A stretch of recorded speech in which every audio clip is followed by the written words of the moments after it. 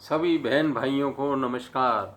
आज मैं हाजिर हूँ एक चर्चित विषय को लेकर के। वो ये है गंगा जमनी तहजीब। ये गंगा जमनी तहजीब क्या है? ये जहाँ तक मैंने टीवी डिबेट में कहीं सुना तो उसमें क्या है कि वो हिंदू मुस्लिम की एकता को दर्शाने के लिए वो यूज़ करते हैं। ये टर्म गंगा तो भारत की नदी है, यमुना भी भारत की नदी है, तो क्या ये यमुना मुस्लिम्स को रिप्रेजेंट करती है? क्या ये अरब से आई थी? ये अपने आप में एक भ्रामक और मिसनोमर है। ये मिथ्या शब्द है, मिथ्या टर्म है। इस या तो ये गुमराह करने के इरादे से है, वरना इसका कोई मतलब नहीं है। हालांकि एक को एग्जिस्टेंस को ये बताने के लिए कहा गया है, लेकिन को एग्जिस्टेंस संस्कृतियों में होता है, विचारों में होता है, फिलॉसफी में होता है। क्या फिलॉसफी में को एग्जिस्टेंस की बात है? आओ हम चर्चा करते हैं। भारत के आक्रांताओं ने आकर के अपनी संस्कृति, अपनी मजहब को फैलाने के लिए हिंदुओं के बहुत से मंदिरों को ध्वस्त किया और अपनी वहाँ मस्जिदें बनाई।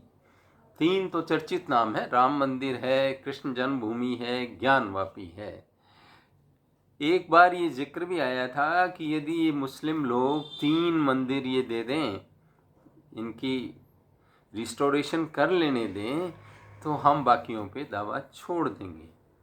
लेकिन उसके लिए भी गंगा जमनी तहजीब वाला समाज नहीं माना और उसको कोर्टों में घसीटता रहा और बड़ी मुश्किल से राम मंदिर का निर्णय हुआ और निर्माण हुआ।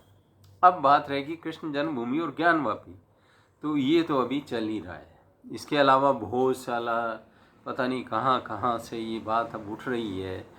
तो अब क्योंकि जब 3 मंदिरों वाले मुद्दे पे सहमति नहीं बनी तो बहुत से मुद्दे उठ गए। अच्छा, ये क्या बात है कि मंदिर से सटा के मस्जिद, मंदिर की जमीन के ऊपर मस्जिद, और किलों में मस्जिदों में मंदिरों की सामग्री का उपयोग करना। अच्छा, एक मज़ेदार बात और है कि जहाँ ये एक एजेंडा चलाते हैं वहाँ लेफ्ट और इस्लाम मिल जाते हैं। हालांकि इनके विचारों में कोई साम्य नहीं है। इतना ज़रूर है कि वो जो कॉमरेड है वो भी धर्म को अफीम मानते हैं, लेकिन इस्लाम मज़हब को अफीम नहीं मानता, उसको जीवन मानता है। इनके गठजोड़ का कोई कारण ही नहीं है, केवल मात्र क्योस पैदा करना, सोसाइटी के अंदर स्थापित परंपराओं को नष्ट भ्रष्ट करना, फिर आपस में लड़ना और आपसी उत्पात मचाना। ये अंतिम उद्देश्य यही रहता है। अब हम लेते हैं एकता के कुछ फैक्टर्स होते हैं। समान एजुकेशन। क्या समान एजुकेशन है? मदरसा और जो हमारी नेशनल एजुकेशन पॉलिसी है, गुरुकुलों की जो यदि शिक्षा भी माने, तो क्या उनमें कहीं साम्य है? नहीं। मदरसे में जो शिक्षा दी जाती है, ना तो उसका सिलेबस आउट किया जाता, ना वो पुस्तकें रेफर बताई जाती कि वो जो पढ़ाई जा रही हैं मदरसास में। तो जो गंगा जमनी तहसीब है, समन्वयात्मक प्रवृत्ति है, वो कहाँ झलकती है? तो ये बात विचारणीय है। इधर क्या है? वक्फ बोर्ड है, जिसके अंदर अमेंडमेंट के लिए भी, उस एक्ट में अमेंडमेंट का भी विरोध हो रहा है। क्या ये अच्छी बात है? वंदे मातरम नहीं बोलेंगे क्योंकि ये मजहब के खिलाफ है। अरे वंदे मातरम सम्मान सूचक है, ये पूजा करना नहीं है। गो हत्या जरूर करेंगे तो क्या मेजॉरिटी कम्युनिटी इससे चिढ़ेगी नहीं? या चिढ़ाने का उद्देश्य है? मांस मीट तो किसी और चीज़ का भी खाया जा सकता है। और जनसंख्या, आज यदि समान नागरिकता की बात हो तो उसको स्वीकार नहीं करना। तो ये गंगा जमनी तहजीब जो है, ये वास्तव में को एग्जिस्टेंस के प्रिंसिपल्स पे खरा नहीं उतरती है। ये केवल लीपापोती है और बहुत से लोग इसे अल तकिया की तरह इस्तेमाल करते हैं।